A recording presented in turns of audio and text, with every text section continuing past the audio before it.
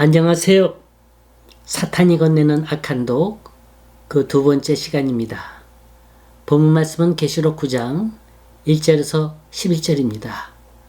여러분께서는 성경을 펼쳐놓고 제 말씀에 따라와 주시면 고맙겠습니다. 사탄은 우리 믿는 자들, 하나님이 사랑하는 자녀들이 잘되는 꼴을 가만히 두고 보질 않습니다. 하나님 품에서 우리를 떼어놓으려고 별짓을 다 해요. 살살 꼬입니다. 내 말 들어. 내 말 들으면 세상에서 얼마든지 성공할 수 있고 출세할 수 있다. 이게 바로 사탄이 파놓은 수로인 거예요. 근데 이게 화려해요. 먹음직하고 보암직하고 탐스럽습니다. 그래서 여기에 빠져들어가면 절대로 안 되는 거예요. 허나 욥에겐 이와는 반대로 고난과 고통이라는 수렁으로 시험을 했습니다.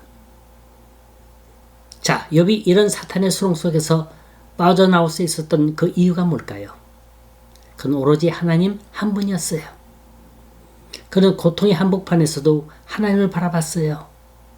고통을 주신 분도 하나님이시요, 그 고통을 걷어가실 분도 하나님이라는 걸 알았습니다. 아무리 사탄이 욥의 재물을 노리고 자식을 노리고 그의 건강을 노렸어도 욥은 껐떡도 안 했습니다. 이게 뭐예요? 복음의 힘이라는 겁니다. 우리가 마귀의 검은 연기를 없애는 방법은 복음을 강하게 선포하는 거예요. 복음이 선포되면 마귀의 검은 그룹이 사라지면서 하나님의 영광과 능력을 똑똑히 보게 됩니다. 사탄의 두 번째 전략은 무시무시한 황충의 공격입니다. 이 황충에 대해서 좀 알아봤어요? 원래 황충은 메마른 곳에서 번식해서 식량을 찾아 날아다닌답니다. 크기는 약 5cm 정도고요. 메뚜기의 일종이래요. 이 황충은 무리를 지어 다니는데 그 무리의 폭이 약 300m고 길이는 6km 정도라 그럽니다. 1마일이 약 1.6km니까 한번 상상해 보세요. 5마일이 넘습니다. 그곳을 황충이 떼가 덮었다고 생각해 보세요. 이들이 지나가는 날개 소리가 폭포 소리 같고 그것들이 갉아먹는 소리는 대초원에 불이 나서 풀이 타는 소리 같다고 합니다. 또 황충의 머리는 말처럼 생겼으며 그들이 이동할 때는 마치 지휘자가 있는 군대같이 아주 질서정연하고 신속하게 움직인다는 거예요. 중요한 건 이들이 입히는 피해입니다. 이들이 지나간 자리는 풀잎 하나 볼 수 없어요. 나무는 껍질까지 다 벗겨집니다.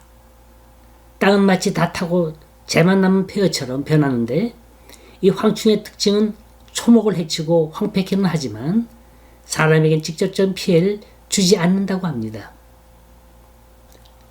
물론 이 황충은 마귀의 권세를 상징하는 거예요.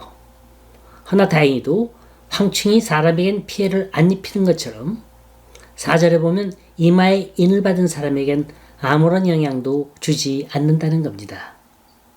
원래 사탄이 전문적으로 하는 건 사람의 마음속에 있는 죄성을 자극하는 거예요. 사탄은 우리를 어떻게 다루는 방법을 알고 있습니다.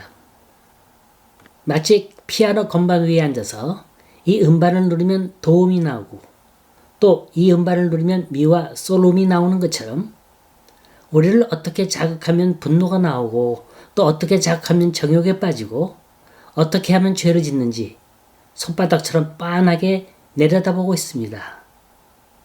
그래서 사탄의 노예가 되지 말아야 돼요. 그렇지 않으면 사탄이 연주하는 대로 내 인생은 꼬이게 돼 있습니다. 그게 바로 3절에서 얘기하고 있는 전갈의 권세예요. 전갈의 권세는 쏘는 권세요, 괴롭히는 권세입니다. 전갈이 쏜다고 해서 죽진 않아요. 허나 피를 말리고 영혼을 말리고 서서히 죽어가게 하는 겁니다. 마약이나 술에 중독된 사람을 보세요. 이건 누가 건져내지 않으면 통제불능입니다. 물인지 불인지 모르고 뛰어드는 거예요. 자신의 감정을 컨트롤할 수가 없어요. 당장 없으면 금단 현상이 일어나는데 어떡합니까? 그렇다고 사탄이 이걸 보고 안 됐다고 동정합니까? 아니에요. 처제의 한 인간을 파멸시키는 거예요. 그러다가 서서히 죽어가는 겁니다. 이게 바로 전갈의 권세요, 무적용의 열쇠입니다. 이 세상에서 가장 큰 비극은 내가 죄를 짓고 있으면서도 그게 죄인 줄 모르는 거고, 내가 그 죄로 인해서 벌을 받고 있으면서도 그게 벌인 줄 모르는 겁니다. 한마디로 하나님을 모르는 인생이죠. 전혀 복음을 들어보지 못한 인생이 이렇게 불쌍한 거예요. 이들은 전갈에 쏘여도 더 이상 감각이 없습니다. 비참한 생활을 살고 있으면서도 깨닫질 못합니다. 여기 6절이 말하는 그날에는 언제를 말할까요? 하나님께 버림받고 인생의 바닥을 엉금엉금 길 때를 말합니다. 전갈에 쏘여서 휘청거리는 인생을 말합니다. 그날에는 사람들이 죽기를 구하여도 죽지 못하고 죽고 싶으나 죽음이 그들을 피하리로다. 세상에 이런 고통이 어디 있습니까? 진짜 고통은 육신의 고통이 아니라 정신적 고통이에요.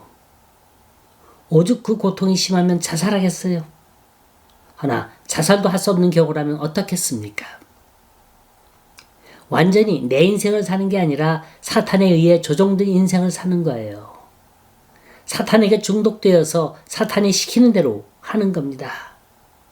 그 세력이 악한 줄 알면서도 떨쳐버릴 수 없는 거예요. 그 이유는 사탄은 매질만 하질 않습니다. 그 매질 다음엔 달콤한 미끼도 던져주거든요. 매일 남편의 폭력에도 불구하고 신기하게도 오래 사는 여인을 봤습니다.